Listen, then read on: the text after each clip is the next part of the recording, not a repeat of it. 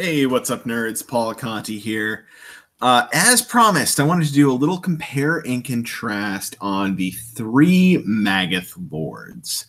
So, I'm just going to really go through the War Scrolls and talk about them because they're each pretty different.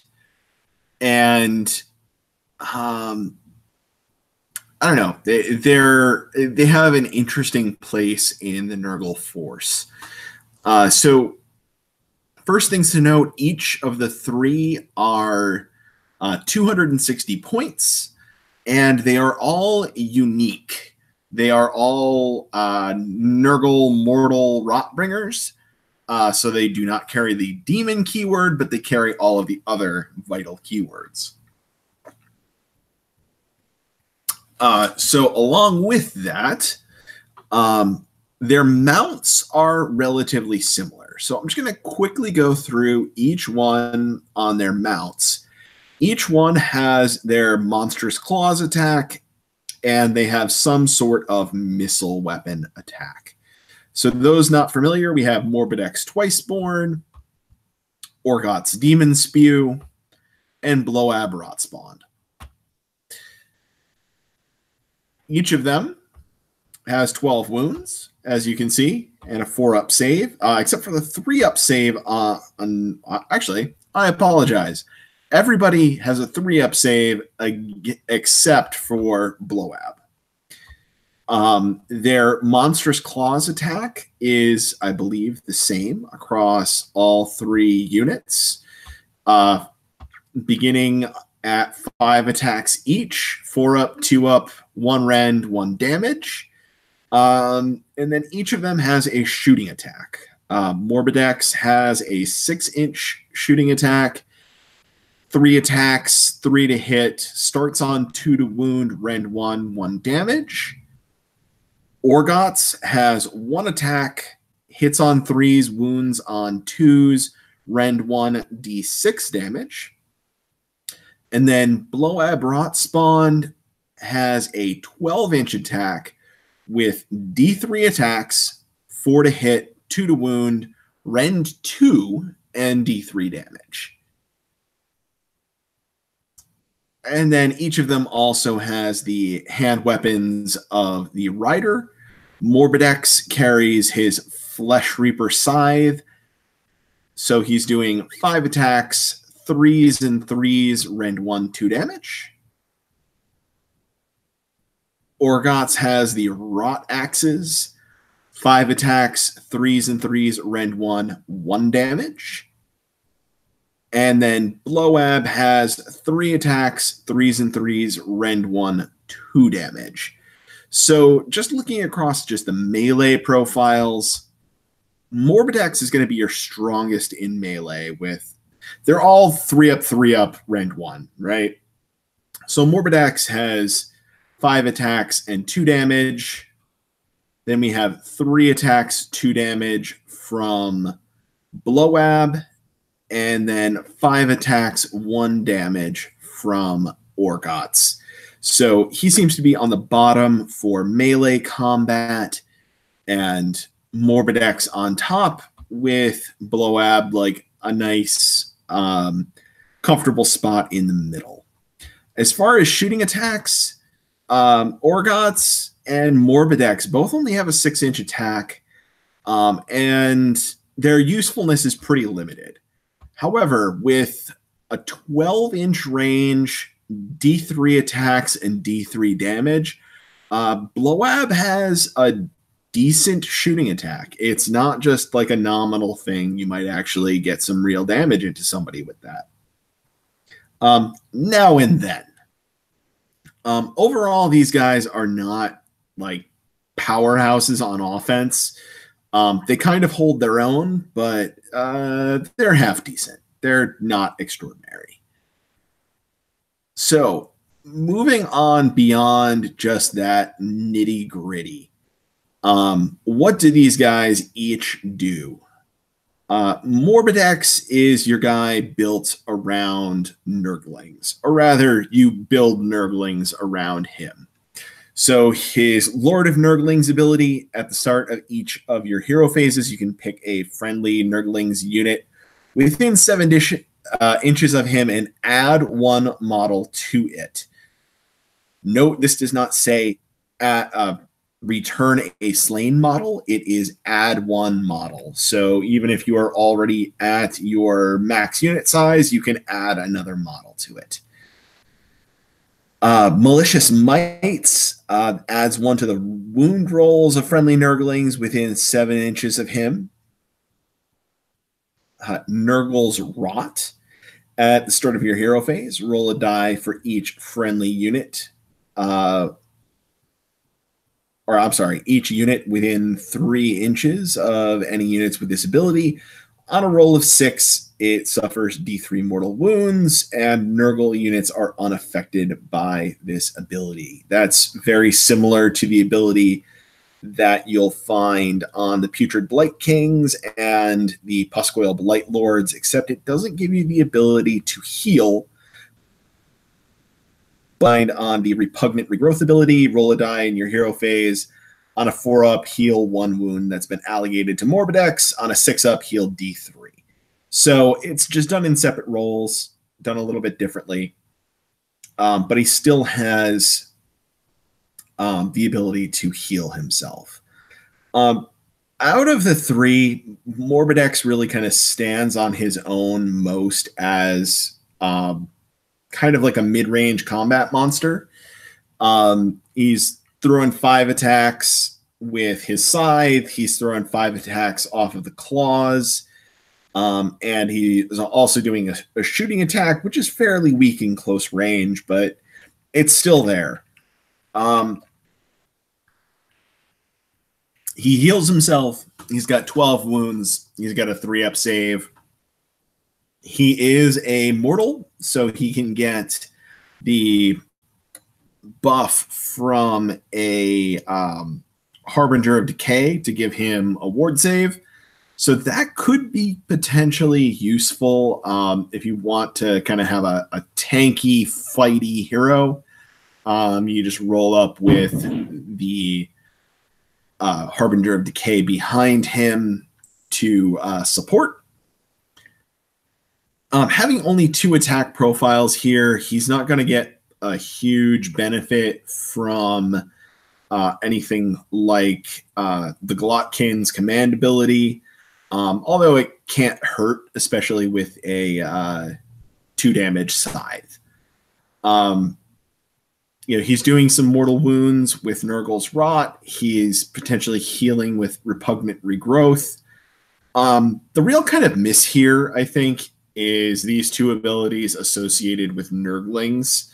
I've really yet to see the effectiveness of Nurglings, and buffing their offense seems like it is just a token thing that really doesn't do anything. If it was to hit and wound, maybe it would be a little bit different. But just adding 1 model to 1 Nurgling unit every turn, not super exciting. So I'm not sure he would really find a place in your army for the purpose of buffing Nurglings, unless you were building some weird fluffy list based around Nurglings. If Nurglings get decreased in points in the new GHB, this might have some new life to it, but as of right now, 100 points for 3 Nurglings is not a great deal. So overall, I would not really rate him that highly, although he would be really great for a fluffy, fun game. Overall, I don't know. In terms of being a combat hero, for the points, you can find much heavier hitters for combat. So moving along to Orgoth's Demon Spew. He is definitely our weakest in close combat. And he has, also a pretty weak ranged attack. As far as his abilities, you can roll a die each time you allocate a wound to this model in the combat phase, and on a 4+, the attacking unit suffers 1 mortal wound. So he can reflect some, or not exactly reflect, but he can do some mortal wounds when he gets damaged.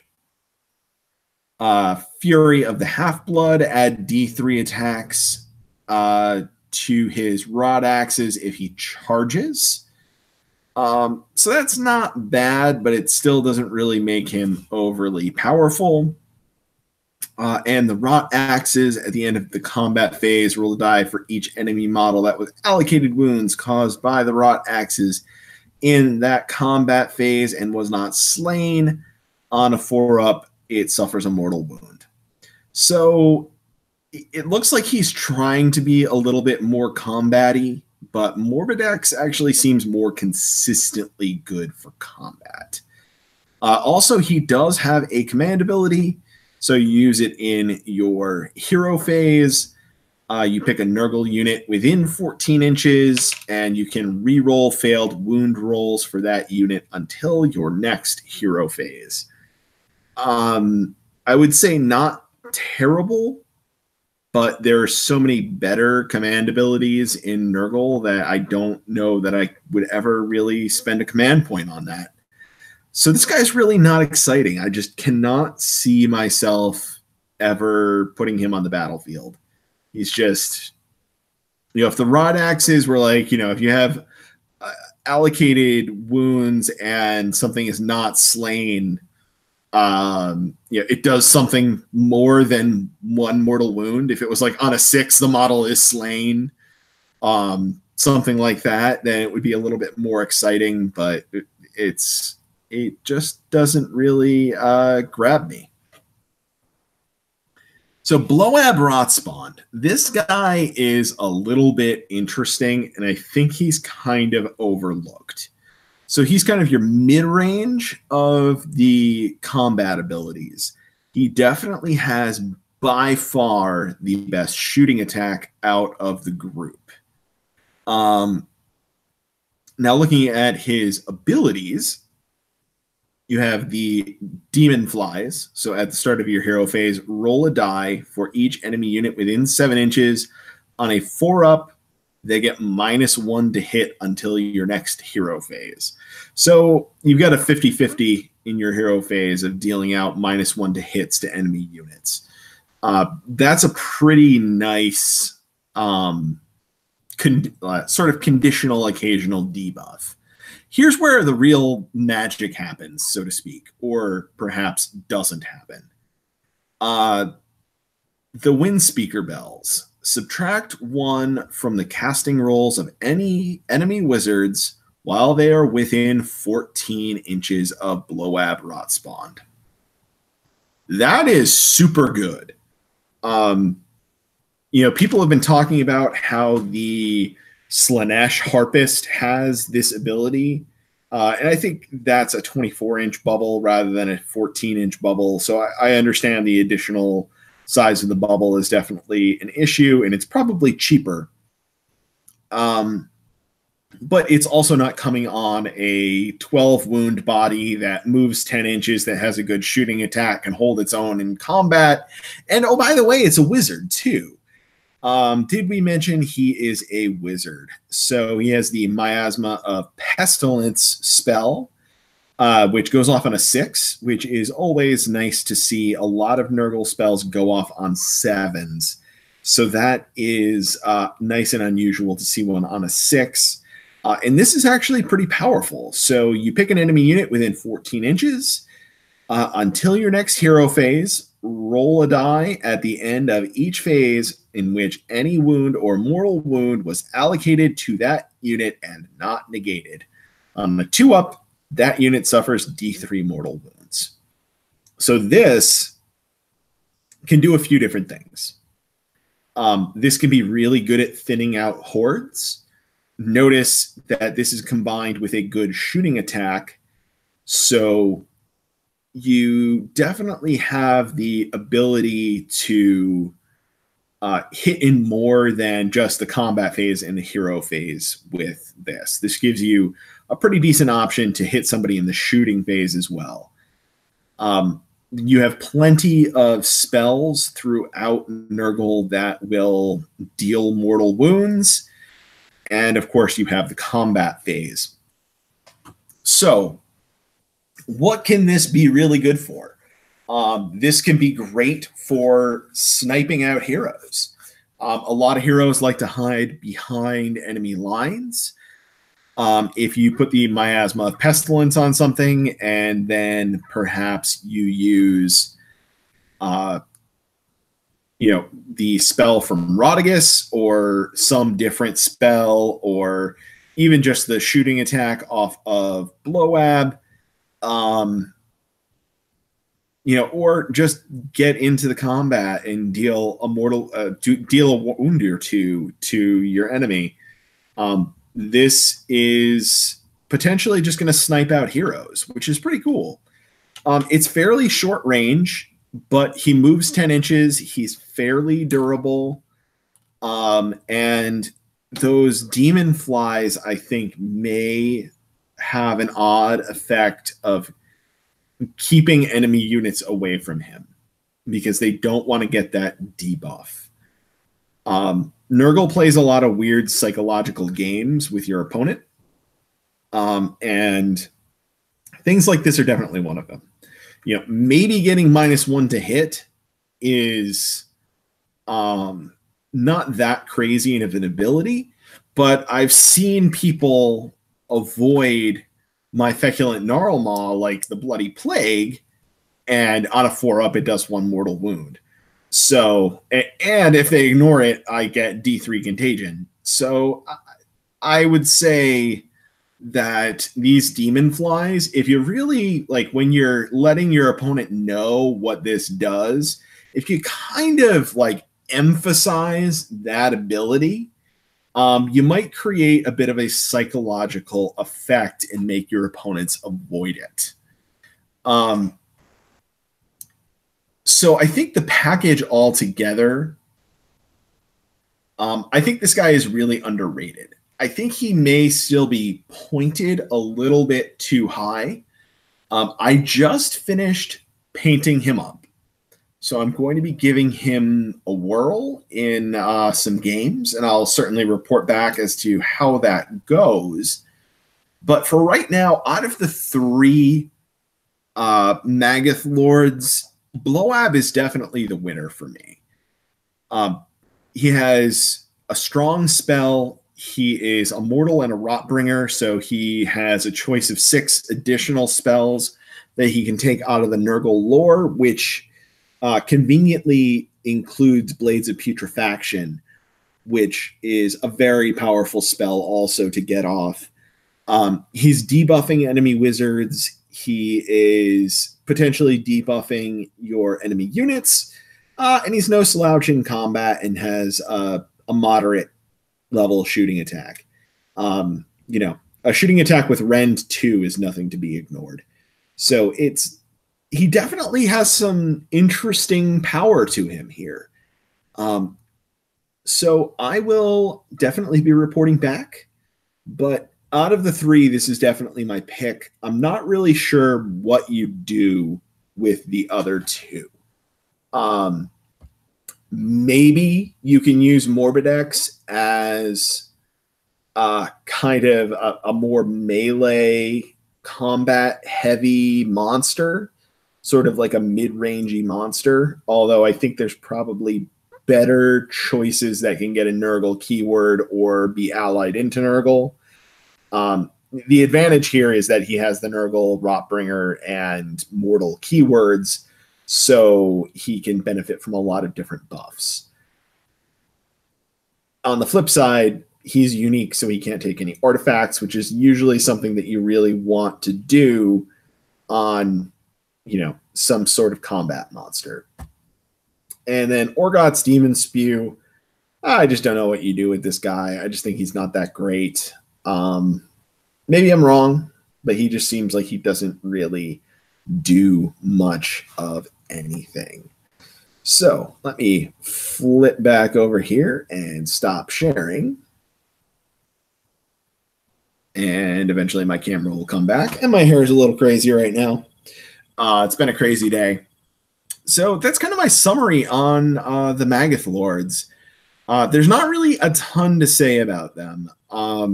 Because they each have so many abilities, trying to really math hammer them out is not that easy. I think Morbidex really comes out on top as your powerhouse for melee, and I think Blowab really is great for a general use model. He's a wizard. He hands out some pretty solid debuffs, and he's all right on offense. He's enough to scare off your opponent a little bit, and he's got just enough defense with a 4-up save and 12 wounds. That's nothing to scoff at. He'll stick around for a while, and he'll do some damage. He'll debuff your opponent, and he'll get some spells in. And with his spell that's on his War Scroll, he can really do some serious damage. The other thing that I did not mention before with the spell on his War Scroll is that is very good for thinning out hordes. So if you think about it this way, let's say you've got an enemy unit of 30 models. You cast that spell on them. You do something in your hero phase, some spell that does D3 mortal wounds to them. So that's going to average 2 mortal wounds.